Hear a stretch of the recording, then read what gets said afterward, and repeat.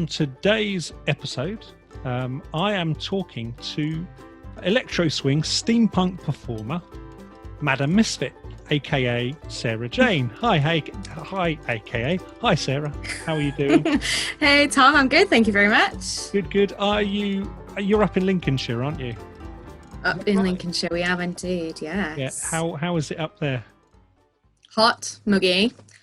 Pretty flat. Yeah. You've been to Lincolnshire before? Well, I'm Bedfordshire. Stink of sausages. That's it.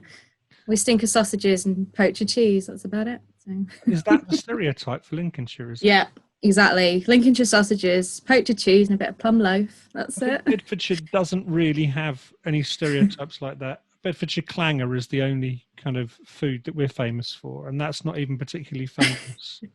Doesn't have a stereotype yet. That's This is it. But Luton is technically in Bedfordshire, so maybe there's a stereotype there. Yeah. But anyway, so first off, I first came across you probably on Instagram, actually. I think you'd liked some of my posts, and as I'm quite want to do when other performers do like my stuff, I kind of clicked through, had a little look, and came across your rather fabulous cover of Inspector Gadget, which came out earlier in the year, didn't it? How did that come about? How did that track come about? So how to cut this short. So I discovered Electroswing about 6 years ago. But Inspector Gadget, off the back of that, I'd always wanted to write my own track, but I needed something that was to gain that kind of attention, something that everybody already knew, but put a spin on it. Yeah. So just a cover. So I approached a good friend of mine, Professor Elemental. Did he know anybody that might be able to work on something? Because he's pretty lazy when it comes to writing music, and he has a bag of friends. So yeah, he said I knew a producer called Oddchap. Oddchap lives in New Zealand. I sent him the track that I found, which is actually a karaoke version of Inspector Gadget. And we worked on some things together. I wrote a whole load of lyrics, and it was born. Yeah, it went down a storm. The 80s classic that is part of my childhood. Absolutely. Yeah. Now, it's going to lead on to us, we're going to have to talk about 80s childhood programs as well in a little while. But that whole thing of karaoke tracks, as a performer, I often start based on a MIDI track and use that as my starting point. So I'll kind of find the MIDI track for something and just find the bass line and make it sound good. And that's often my starting point as well. So I know where you're coming from there. So yeah, Inspector Gadget. I mean, it's a great one. Thank you. I was really impressed by that. So I started coming on what you were up to a little bit. And then the next thing I knew, you were in contact because you had an idea for a song. Do you want to talk me through that a little bit as well? Yeah, so obviously we'd never spoken before, and I decided the first time I was going to contact you was to tell you I was going to write a diss track about you. So, that's a pretty bold move, obviously, I know. But go big, go home is my saying. I agree. Yeah, Carry on.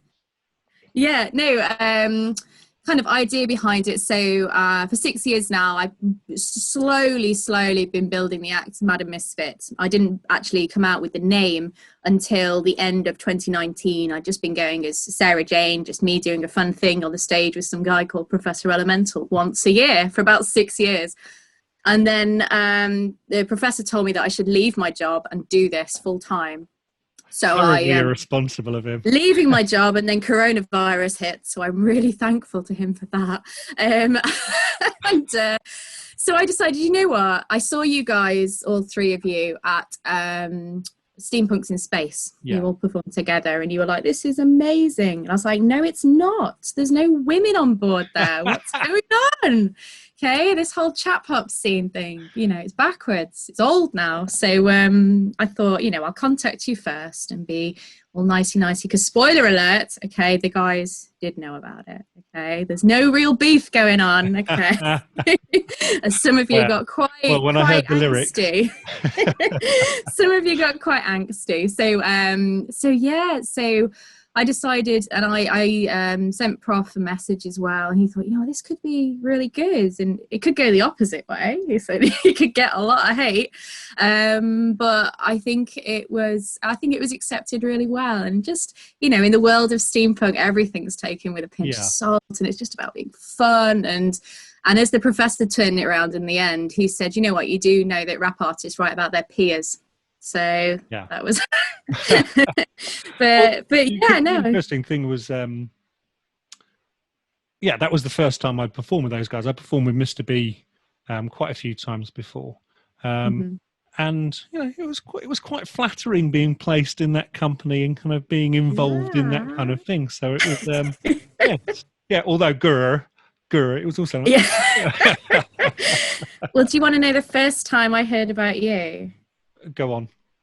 I saw you on the poster for Chap Hop and Cheese, which I think was and I said to the professor, I said, who's this guy? And I Googled you, and I said, and he's got like 60,000 YouTube followers. Who is he? And that's where it carried on. So. This is it. I've been kind of pulled into the steampunk scene, which is great, and I enjoy that, immensely. And I'm very pleased they've kind of welcomed me in. But I think I sit outside of that somewhat as well. Yeah. So what's the reaction to that track been then? There's all sorts. There's the people that obviously know that it was just a fun thing, okay? And the professor did say to me, just be careful, it'll be 99% on board with it, hilarious, and there will be a 1%. But the 1% have just been kind of, I know that for those of you who haven't realised, the professor did write a comeback track. Okay. Yes, I heard that. So he did write a comeback track, but in general, the track was really, really appreciated. Again, I worked with producer Odd Chap for that, and that was a composition as well, pure composition. I literally gave him 3 types of musicians. I said, we're going to start off with Tom, a little simple ukulele parts. And he was like, okay, I've never worked with ukulele in my life. And then I said, we're going to build up to the professor. We need something a little bit completely different, contrasting, same chords, but with a hip hop. And then with Mr. B, just put it all together for the end, because he kind of, covers both what you and the professor do as well. And it was born, and I had a lot of fun with all of you exploring. I particularly fun with Mr. B. There's my little barbershop bit in it. I quite enjoyed adding that. But yeah, and then obviously the professor got wind of what I was doing, because you all had a little inkling, and he'd been writing, and he wrote a cover of Jay-Z's Takeover. It's called The Makeover. But I'm quite honoured because he wrote a whole track about me, whereas I only wrote a third for him. So Great stuff. Sorry, I'm going to stumble over what I'm saying now, so I'll cut these bits out when I'm doing this. So you mentioned that you've been doing this since late last year, in this guise. Properly, focused. Yeah, definitely. Because this is a similar thing to me. I dropped 2 days a week at my college teaching job in September, and then lockdown happened and coronavirus hit, and so we're in that situation where actually we can do this. Capitalize on that kind of thing. Which sounds similar to you, because you were in the military, weren't you? Yeah, I'm just on the cusp of leaving. I'm literally kind of being kicked out the door slowly, counting my last few paychecks. So I'm okay at the moment. So, but yeah, it's coming to the end. Were you in the army? RAF. RAF. Yes. Okay. So you fly planes, do you? Oh, Tom, no. You don't just fly planes in the Royal Air Force. That's an advert.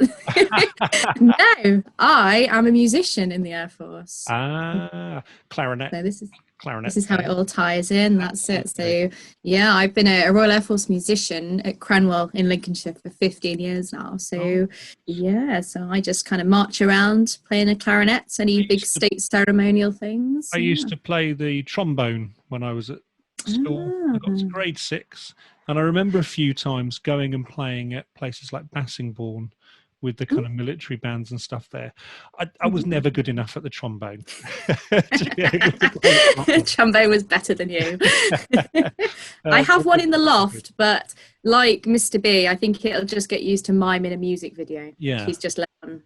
I'm often tempted to pick it back up again or kind of get one and start playing again, because I can still remember the positions. I could still read music on the trombone.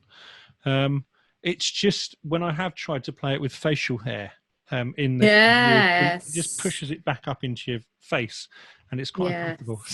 That's well, it won't ruin your embouchure, obviously, because you play, you know, string instruments. But yeah, we've got guys, obviously in the Royal Air Force now, you're allowed to grow a beard. This is new, but they have to shave. I don't know why they would want to grow a beard if they have to shave a certain patch to obviously create that seal that you're talking about. So you know, it's either keep the beard or play the trombone. I don't think I can probably do both. So you mentioned that you've been performing for quite a while, haven't you? How did you get started out? How did you start doing what you're doing now? Okay, so it was a bit of a transition. So about 10 years ago, I mean, I've always sung school choirs and whatnot, but I wanted to do something more solo. And then I'm quite a money spinner. If I can make money out of something, I go for it. So I once I went to Twinwood's Music Festival. Quite heavily involved in Twinwood, yeah. Exactly. Yeah, I went to Twinwood's in 2000 and gosh, about 13. And they used to have in the Tin Hat Club, it was an open mic karaoke kind of day. And I went along and I sung a couple of 40s vintage tracks. There was Orange Coloured Sky, a Peggy Lee number, and I think it was We'll Meet Again. And yeah, I just kind of got the buzz from that. And next minute, Nan's on the phone. Will you come and perform at my WI group? And then Grandad, will you come to the pub? So that's how I got involved in kind of the vintage scene. It kind of built from that. And I still am performing songs of the 1940s in another guise as well.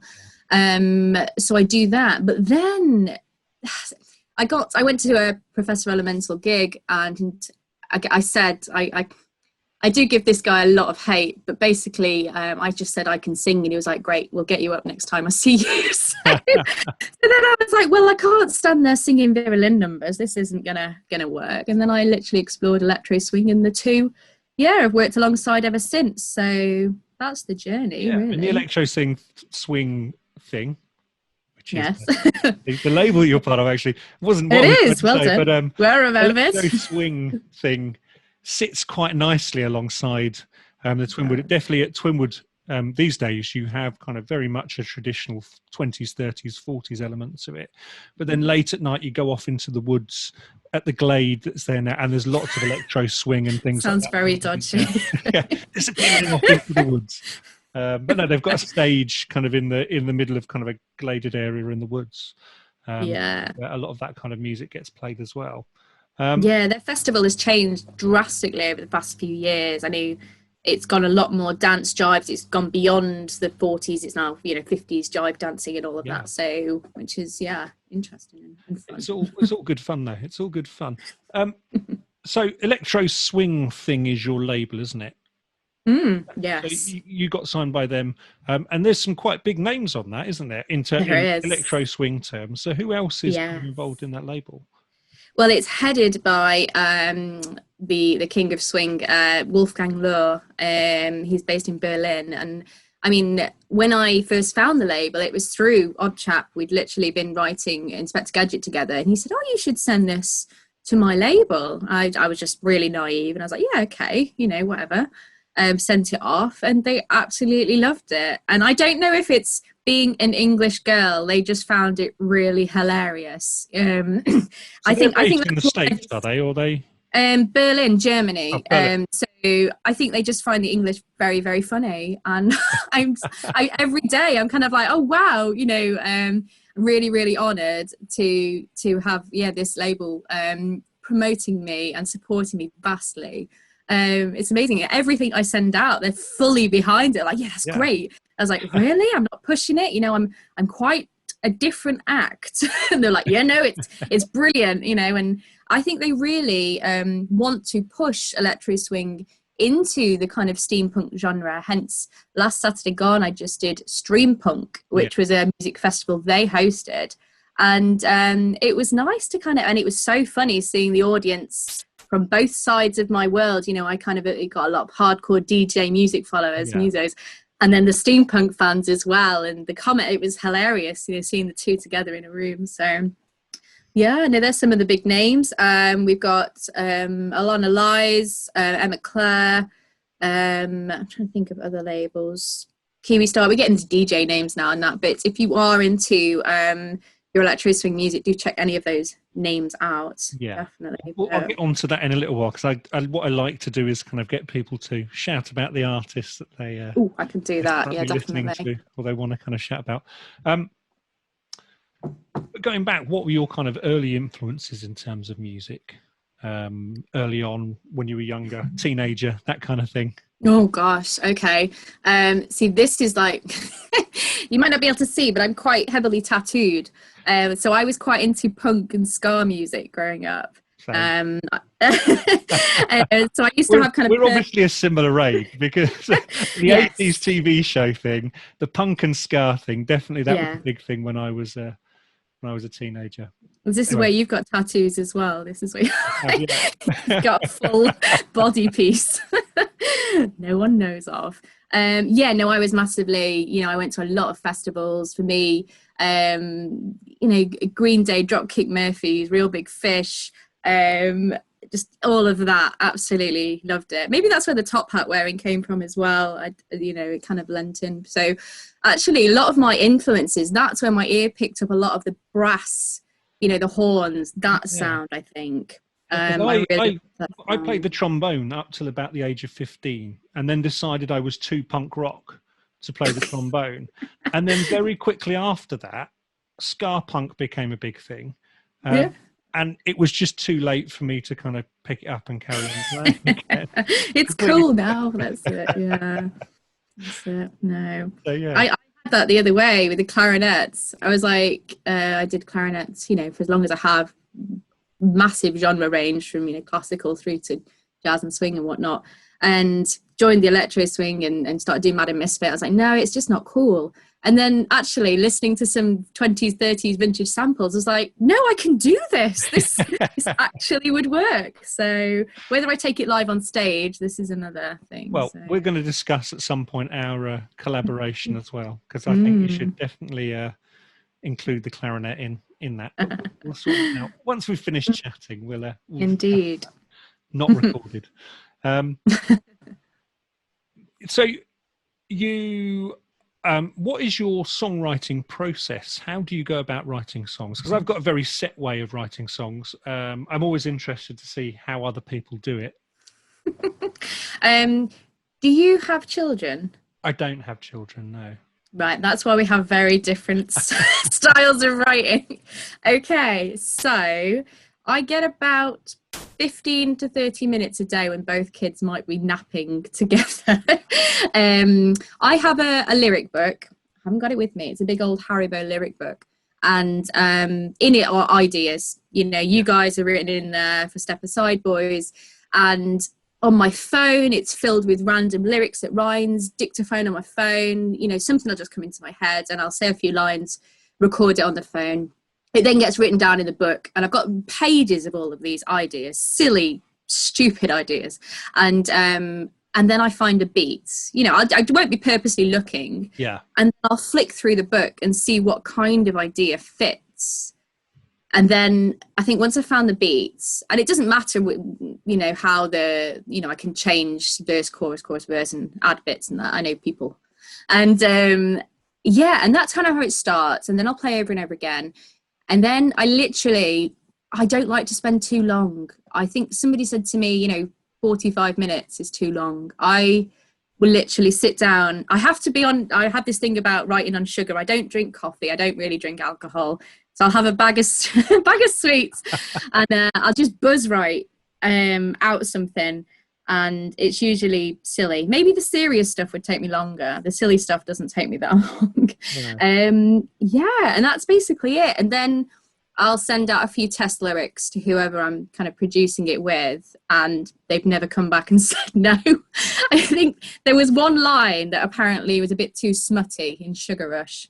So I had to change the smut from that. But apart from that, that's worked for me so far. So literally a little blast of writing. So actually, it's a fairly similar process to mine.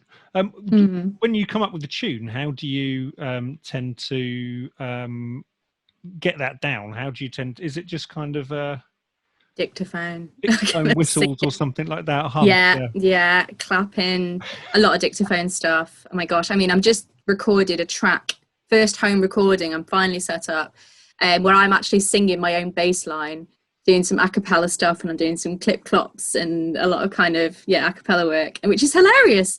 But I couldn't find a sound that added the comical, a nice bit of sousaphone or bass trombone or something, or a bass clarinet or something. But actually, me just bombing it away worked brilliantly. So, yeah. I was chatting to my producer Lee because a few months ago, because I did a similar thing with him, and what I tend to do in terms of getting bass lines down is I just go bum bum bum bum bum bum bum bum, and in Logic Pro X, you kind of build it with the blocks. Yes. Can't play the piano or anything like that. I can kind of work out the sound and the tune of it and that kind of thing. But also kind of bringing across a bass line as a MIDI track from something else. And kind of using that to shape it is kind of sometimes how it is as well. So do you play much piano then? I don't play piano at all. No, I can't play piano. You're like me, yeah. I work out the ukulele is quite an easy instrument to kind of sit and work stuff out on, because once you've got the chords down and once you've worked out how to kind of bar stuff and do all those things, you pretty much play anything. So yeah, it's quite easy to compose a track for ukulele. And then when I've got the basics of it, I fire it across to Lee, who then does something that I can't explain to it. Sprinkles magic. And makes it sound decent. Makes it sound pretty, yeah. I've released a few tracks on my album which were just purely me, which I'm really excited about, without anybody else's interference. So that's exciting because I don't have a lot of technology at all for music production. So I bought a whole load of it at the start of the year before everything kind of went. That's why nobody could get anything. That's Tom had it all. Right? There's me buying my interface from Belgium and there was a time where you just couldn't get anything, wasn't there? Yeah, that's massively. Lockdown.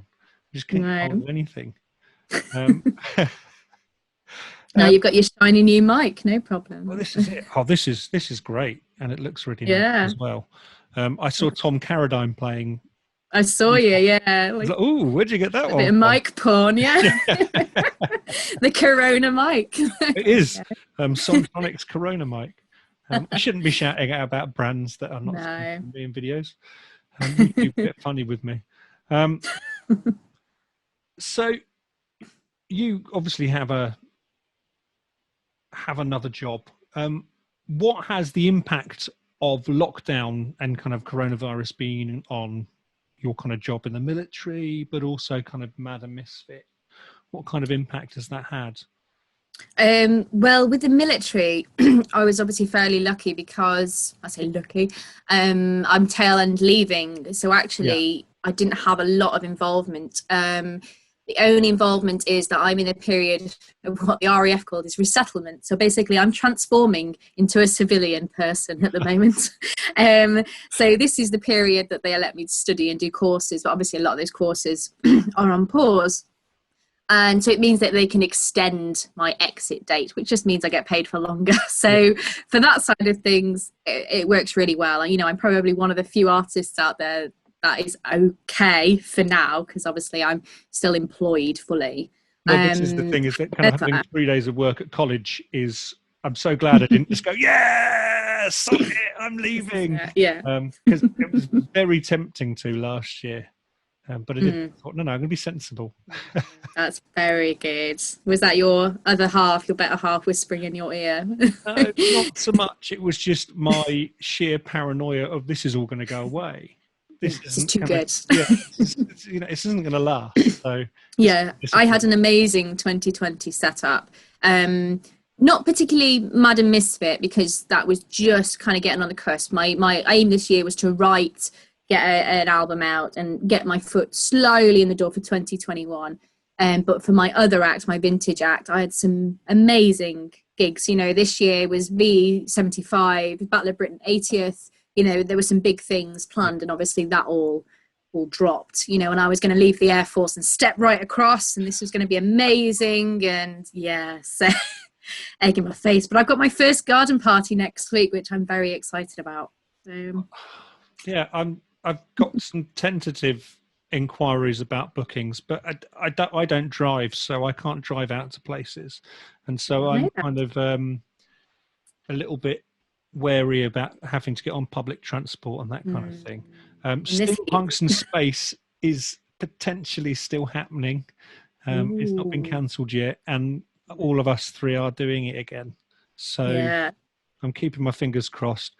My tour got rebooked to some extent, but there's no guarantee of it, is there? There's no guarantee that any of these things are going to happen. No, I need to see how Jim's Mr. B's drive-in tour, did it happen? Yeah. How did it go? That was very futuristic of us to headline that. I think everyone else was just sat back. I know I spoke to Professor about it, and he was like, yeah, I'm just going to watch from afar and then just copy. So and he was quite open about that. Well, there's a really interesting one.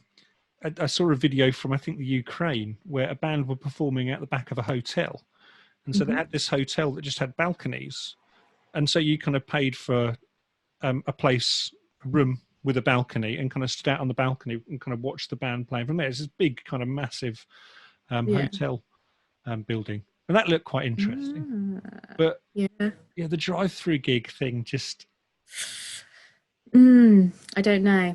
It looks a bit weird. Yeah, I think I saw someone who went to the drive-in cinema, and I think you'd be there more to kind of see what's this all about, rather than... I don't think you could enjoy the film. I don't know. That'd be big screens, and I don't know. But that might be the future, Tom. Don't know. Yeah, this is it, isn't it? We've just got to be willing to try and adapt to it all. And you've been doing lots of kind of online gigs, haven't you? Have your online gigs been going? Yeah, I mean, financially, I couldn't retire and do online gigs forever, but for reach and experience and becoming a tech nerd between the pair of us, and just trying new stuff. I mean, I think if I literally stopped for 6 months, 12 months, it would take me a long time to get vocally back up. Yeah. And the confidence, get the pattern, definitely it's been really good for me as a new artist, as Madam Misfit as well. It's I've reached far beyond, and having just launched an album like yourself as well, an album tour is non-existent. The thing is, I think for artists like us who aren't, because I mean, last year was kind of it kind of went a bit crazy, but I'm still establishing myself in a similar way to you, and actually we are kind of establishing ourselves during this new kind of period. So actually there's potentially an advantage to that, would you say? I know, don't say that. It sounds weird. But yes, I think for the reach, I don't think I ever would have pressed live on Facebook in my life, or YouTube. It's definitely, it's normal now. This is normal now. And I think if things do return back to, gigs and that, I think I will still do the odd online thing. I think even to test songs, and if I'm like, I'm free this Saturday night, with my other with the Steampunks, if I'm free on a Halloween, why not get up and do a Halloween show? And I think it's fun as well, definitely. Once you get past that whole thing of there not being anybody in front of you, and that awkwardness when you finish a song where there's not a round of applause. Just have to imagine it. That's space. I literally kind of launched straight into speaking as soon as I finished. Thank you very much. Thank you. Yeah. I just can't deal with that kind of there's supposed to be a round of applause here. Take a bow to no one. Yeah, but that'll do as badge when things do get going. We'll just automatically just cut the audience off and just start speaking. Like, nope. Staring dead into a camera. Yeah. I think I've had to kind of adjust myself to kind of looking in one position and not looking at everything that's going on underneath as well. I know, because it looks like you don't know your words. Like if you're looking down, I know. I keep telling people, I've formed quite a small community when I do these. Likewise, you'll have some people that you will have never have met in your life, but you'll recognize a little tiny profile circle picture and their name. And I said, when we actually physically meet, you need to just stick this name banner and a picture like this on your head. And I'll be like, Yeah, there's so many people that have kind of come up to me at events and gone, hi, Anya. And then they have to say their Instagram name because yeah, brilliant, yeah, underscore, yeah. Funny. Yeah. So I did mention earlier, current influences on your work. Who are you listening to at the moment? What artists and kind of music are you listening to currently? Oh gosh, well, no, I don't know if I can show it. I've just been sent through. Can I show something? Yeah, go for it. You could edit it out. That was fine. Right, so I just won a competition by these guys. Is this back to front? No, that's showing fine. So these are the guys that influenced me into Electroswing. So this is Barton Baker. Okay. And so I won a competition through the Prohibition Club, and I sent some questions to these guys who were doing an interview, and I won their LP, their vinyl. So I need to buy a vinyl player now. So I am listening to Barton Baker. They are the kings, of Electroswing, based in Paris. I'll put a link to their kind of... Yeah, absolutely awesome. Based in Paris. So they're legends, so I've got to listen to that. Also, Parav Stella, if you listen to any of his stuff, he's released some amazing stuff recently. Tango del Fuego, that's just amazing. It just blows anything I write out of the water. That's an epic track as well. Who am I listening to? Not you three at all. No, I know Mr. B's just brought out a new album, hasn't he? Yeah. As well, and yourself, you brought one out. I was laughing along to what's the one you sing about having no children, because I obviously am very envious about that. No kids. That's it. Yeah. So listening to yourself, and I'm trying to think influences. Well, working with my producer, he works along with similar comic rap artist called Offbeat. Okay. And he's got some really nice sounds, and he writes quite comically as well. Yeah. We'd love to get together with him. Wink, nod. So yeah, Offbeat as well. He used to be part of a group called the Swing Hoppers, and they did a collaboration with Professor Elemental called T for Total. So that's the kind of little side link. So they are pretty cool to catch on as well. Have you got any favourite places to perform or favourite events that you like performing at? I know it's kind of still fairly early days from that perspective. Obviously, based in Lincolnshire, the hub of steampunk, Lincoln Asylum, is pretty epic. You know, I'm very lucky I haven't got to go very far for that. So I did the steampunk ball in 2013 alongside the Professor. That was as Sarah Jane back then. So being inside the assembly rooms, absolutely beautiful building in Lincoln. Also, I performed at Filey last year, which was beautiful again. It was just full on. I hadn't done a steampunk weekend before, and that was just mental, absolutely mental. So I think those two places definitely. Yeah. So Asylum, they did ask me last year and this year. But it's the same weekend as Twinwood. Of course, yes. But we'll try and sort something out, I think. I'm going to try. Yes. If festivals carry on going ahead. Well, maybe I could drive you and then we could just do both. There we go. Yeah. That would involve you then having to come all the way down. Oh, I guess actually Twinwood, we could do it. Can I take you up Bedford, yeah? That could we work. could sort it. You've got an album out at the moment, haven't you? Why don't you tell us about that? I have. So it's called Elixir of Swing. It's released with my record label, Electroswing Thing. It was postponed. It was meant to be due out in April at the Sci-Fi Weekender. So it came out in June. Yeah, it's an 8-track album of joy. And you can release an 8-track album because Tom B. Weld Esquire also has an 8-track album. That's it. It is possible. So it kind of boundaries between electro swing and steampunk. So I wanted an elixir, kind of steampunks are all over that, and of swing. It's a beautiful artwork. You can buy it physically from me. You get this beautiful little signed piece with a flyer. Oh, where's the flyer? There it is. Here we go. Look at that. Lovely. Look at that lovely little signed bit of flyer, and you can buy it digitally as well from your Amazon Music, Google Play, Spotify, iTunes, etc. But there's a lot of I like to say within most like your sets you kind of have ups and downs, but I think each one of these is kind of pretty much at a peak, if that's a bit cocky about my own music. So there's already, as they say. That's it. Yeah, there's Inspector Gadget's on there, which is obviously my first release. And then, I did release MUM earlier in the month. And then Step Aside Boys, which obviously is about you guys, is also on there. So, yeah, check it out on my website, or just drop me a message, however, and I'll make sure you can buy it from me. Going back to this thing, I did say we'd get to it. 80s kids tunes. What other 80s TV shows would work as a cover, do you reckon? I keep getting tagged in things, and people keep tagging like Matthew Victor into stuff as well. Is it Danger Mouse or something? Somebody tagged me in. I was like, it didn't have a very good. I didn't think it would work. What about Dog Tanyan? Dog Tanyan. Yeah, or like.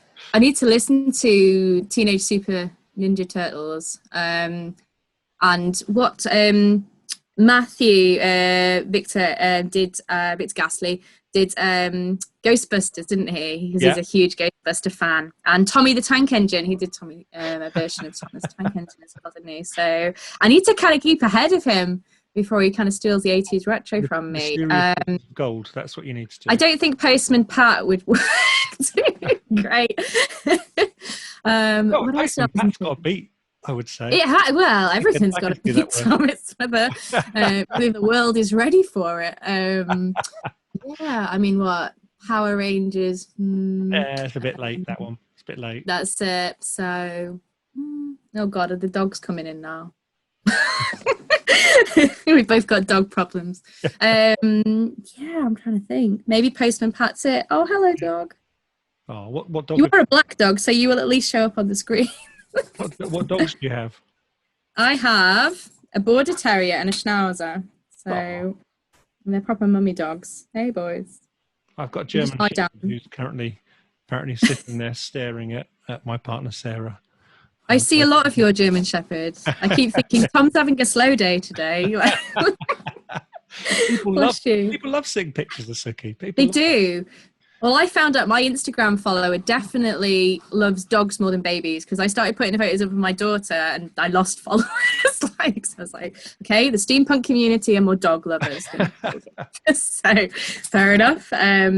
But the great things about streaming gigs, you might have found this, that we can gig in our slippers and we can have dogs at our feet. Yeah, my dogs... I introduced the dog at my last one because people asked me to. So I brought her on, I moved the webcam and just kind of introduced everybody to Suki. That's sweet. Yeah, the dog's just lying on the green screen now. That's what She has kind of invaded my stage as well at points. She's going to come through the door and past the camera and things while I'm mid-performance. But like that political interview with the kid coming in.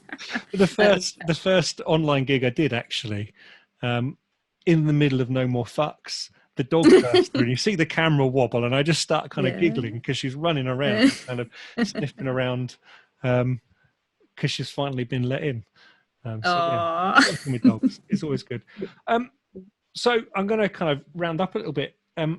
have you got any kind of exciting things coming up in the future? I know kind of gigs at the moment are a no-go, but have you got any kind of big, exciting future plans? Exciting news. Okay, so I've obviously worked with my label Electroswing Thing for most of this year, releasing in January and then the album. But my plan is to release an EP myself at the end of the year. That's my plan anyway.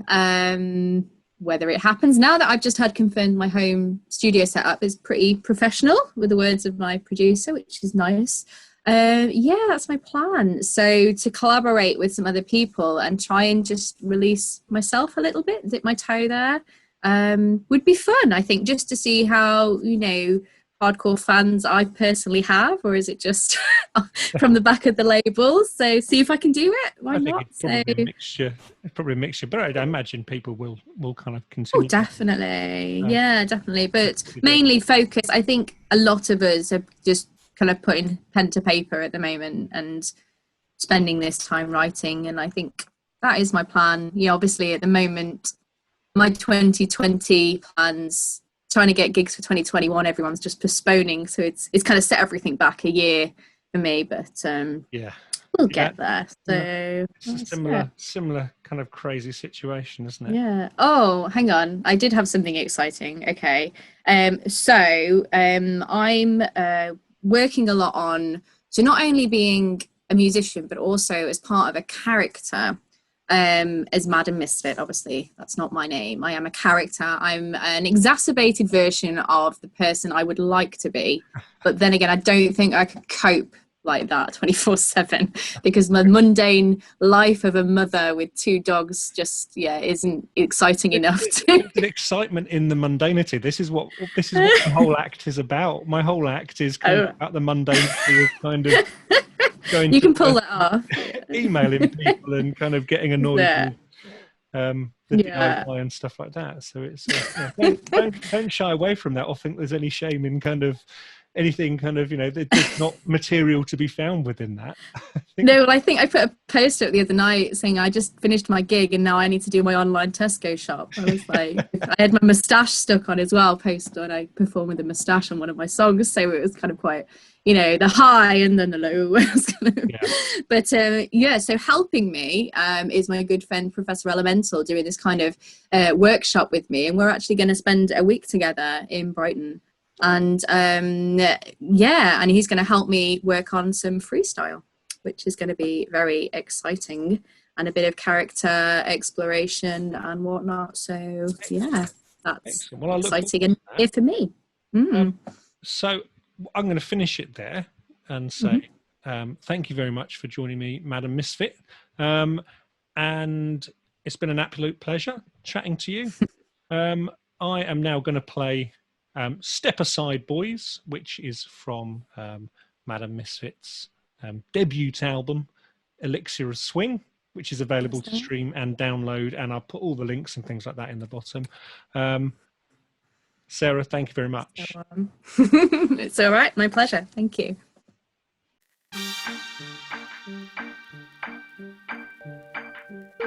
Gonna make some noise for those chap hop boys, cause there's a lady in town who's gonna take that crown. Oh, so cozy, you Musketeer 3. You remind me of old ladies sipping at your tea, telling life stories about your lyrics and beats, posting pictures of your facial hair to get the most tweets. Now what have we got? I guess I'll just go stop with the new kid on the block, Tom Wild Esquire. He might be smartly attired, but he's topping my list for a Misfit disc. So he wrote some song where he swears far too much. 36 times a word that rhymes with duck. You kiss your mother with your mouth, their language please. The F word is so naughty yet you say it with ease. Bits of Instagram, you're just a flash in the pan, a failed geography teacher earning cash where he can. Okay, a YouTube star, now that sounds quite bizarre. Paid your mortgage overnight and drive a Jaguar. Excessive facial hair, a suit and small guitar. How original, now where do I start? I know at least 5 guys who already do that act. One of them I'll deal with at the end of this rap.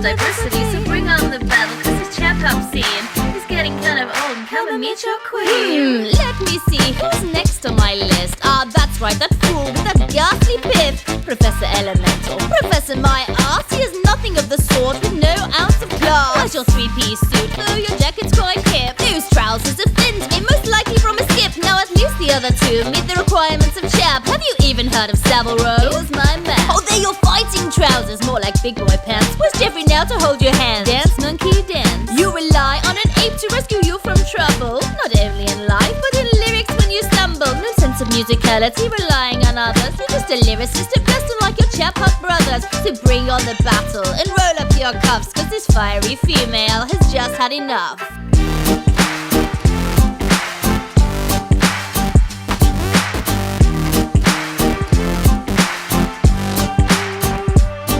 Step aside, boys.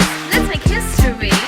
Add a woman in the mix, bring in some diversity. So bring on the battle, cause this chap hop scene is getting kind of old. Come and meet your queen. Now I've reached the end of this cozy threesome. Save the best for last, and I have good reason. The founder of chap hop, the gentleman rhymer, Granddaddy B, more like old timer. So many fingers in pies, you're like a kid with candy. And 90s band, top DJ, banjo playing candy. Just pick a guys and stick with it. Lose that disguise on your top lip and realize that you're not hip. You once had beef with Elemental, no, not the me. Your brother less successful, so that's all cool now. Don't mean to brag, it's not what he told me. Why would I lie? So Mr. B, let's face the fact, you're just a tweed-wearing rapper with some mustache wax. This bromance is over, I'll put it plainly. Madam Misfit, chap-up's leading lady.